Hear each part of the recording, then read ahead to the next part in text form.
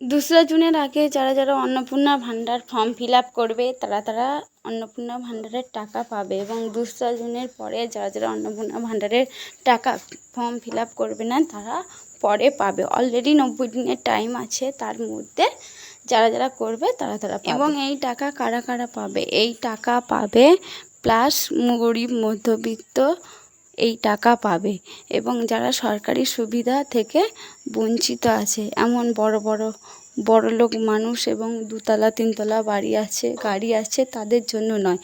আর চাকরিজীবীরা এই টাকা পাবে না। চাকরিজীবী বলতে সরকারি বেসরকারি চাকরিজীবীরা পাবেন, এই সরকারি চাকরিজীবীরা কিন্তু টাকা পাবেন না। পিছিয়ে আছে তাদের জন্য এই স্কিমটা। যারা আর্থিকভাবে পিছিয়ে নেই তাদেরকে এই স্কিমে কোনো সুবিধা দেওয়া হবে না। সরাসরি শুভেন্দু অধিকারী জানিয়ে দিয়েছেন আমাদের বর্তমান সরকার। এবং এই স্কিমের আওতায় ছিলেন আগে লক্ষ্মীর ভাণ্ডার স্কিমের আওতায় ছিলেন 5 কোটি, এখন কিন্তু বাংলাদেশি ছাঁটাই করে 2-2.5 কোটির মতো মানুষ পাবে এই সুবিধা।